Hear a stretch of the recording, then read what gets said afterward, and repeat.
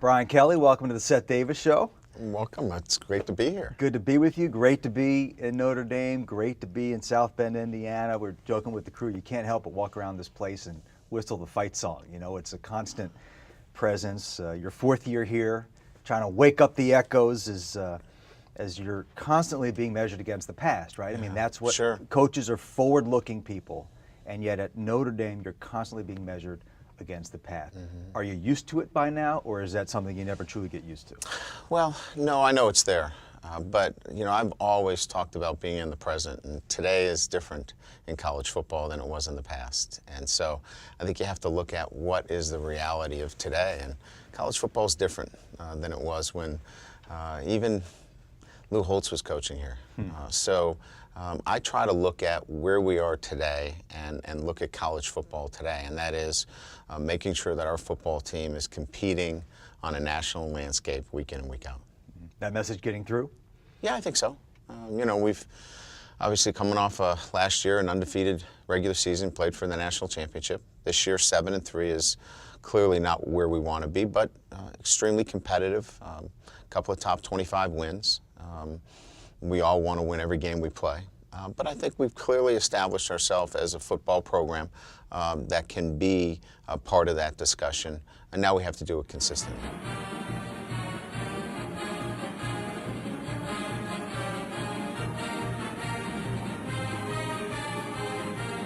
You mentioned Lou Holtz. I know you like to cite this quote from him, which I always thought was sort of poetic, where he said, "For those who know Notre Dame, no explanation is necessary. For those who don't know Notre Dame, no explanation will suffice." What do you know about Notre Dame football that you did not know 4 years ago?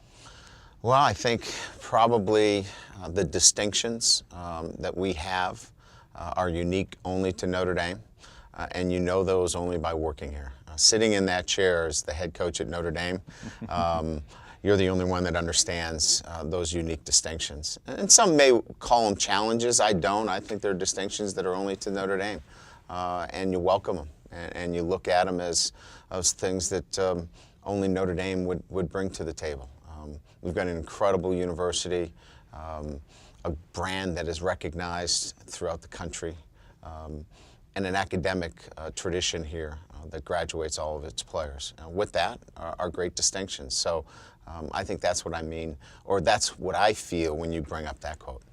And I can sort of understand the tension, because so many of those distinctions are rooted in tradition, are rooted in the past, and that might not be so modern, might not be particularly helpful. For example, your players have to live in dorms for their first 3 years here. They're living on campus with every other student. Is that something that is working for you, or in some respects, it maybe in recruiting, does it work against you? No, I think it's a positive. I think here's what it does for us. It really clears the path for us in recruiting. We don't have to spin our wheels when it comes to recruiting. We can clearly say, look, here's what you're going to get. You're shopping down a different aisle. It doesn't mean that we're better, but this is what you're going to get if you come to Notre Dame. So it allows us to really target the young men that want to come to Notre Dame and have that kind of experience of living in the dorms, not being marginalized as just football players, but being students and student athletes. And I think that's a positive thing. I think all of those things, when you talk about a quality experience coming to Notre Dame, I think it's really about the relationships that you have as a student. And I think there's great ones in the locker room, and we know about those. But the ones that you have in the dorms, those are special too.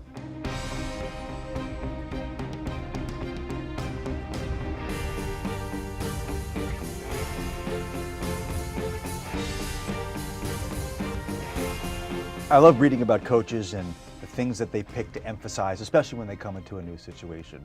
The thing that jumped out about me with you is how you gave all of your players a diagram of how you wanted their lockers to look, their dressing cubicles to look. The helmet goes here, the playbook goes there, the shoulder pads go there, the cleats go there. And by the way, if it doesn't look like this, you're going to run.